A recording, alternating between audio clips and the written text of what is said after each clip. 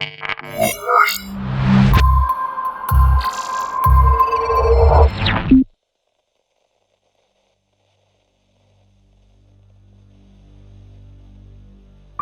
now live in a digital age. Come on, face it. We are surrounded by technology from day to night. From the smartphone in your pocket to the car you drive, technology is everywhere. From writing the last email to your post on Instagram, your life is becoming more and more digitalized.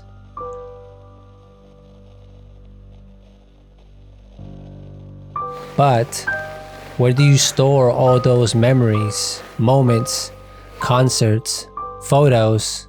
Or if you make YouTube videos like me, where does your digital life live?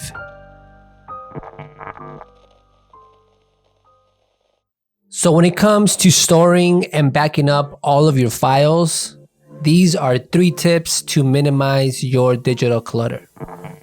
Okay guys, so let's go ahead and go into tip number 1, and that is to make sure that you have a system and make sure that this system works for your workflow.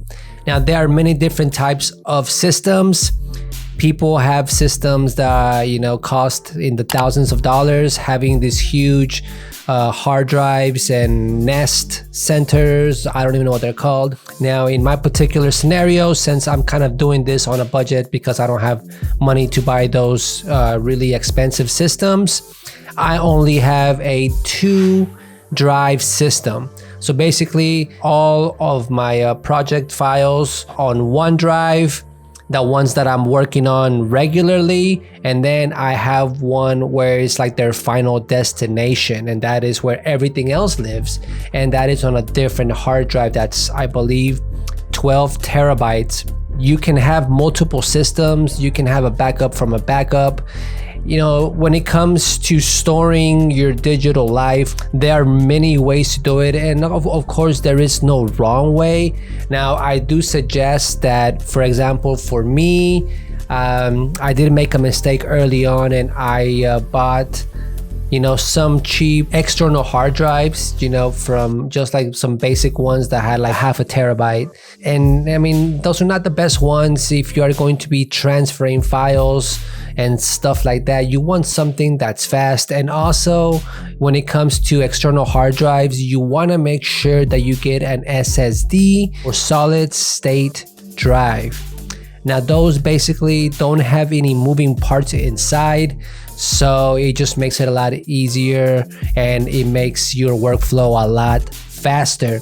If you do have one of the old ones, I actually still work off of a Lassie, however you say that, hard drive, and it's one of those rugged ones. I really like it. It's 2 terabytes, so a lot of my work lives on there. But then, like I said, once I'm done with a project, they remain there, and then I kind of back them up every once in a while. Now, like I mentioned, I do have a couple of drives that are 500 gigs, and actually have my old hard drive from my computer because I got a new hard drive in it, so I got to keep the old one also for storage. So that one has 1 terabyte of storage. So then the ones that I basically work off of are the Lassie. That's where I keep most of my work, and all of my current projects lives in that drive, and that's kind of how my 2-drive system works. We move on to tip number 2, which is back up your shit as often as possible. Now don't make this mistake, or don't wait until something happens in order for you to back up your work frequently.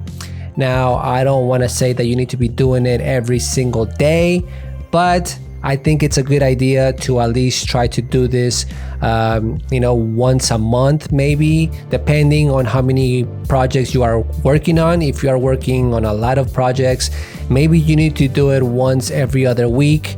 But this is kind of depends on you, but I do recommend that you do try to do it as often as possible so you don't lose any of that information, or sometimes you format your drive and you might have left something there. Just make sure that everything gets backed up to your final destination hard drive, which is what I call it. I know it's kind of weird, but that is the point number 2. So basically just back it up as often as possible. I think you're old enough to know when you should do it. I recommend once a month. It could be for you, you can not. Let's go ahead and move on to the last one. And this one, it's also one that I had to learn the hard way, and that is buy good drives. Meaning, don't buy the cheap ones that are $20, $40.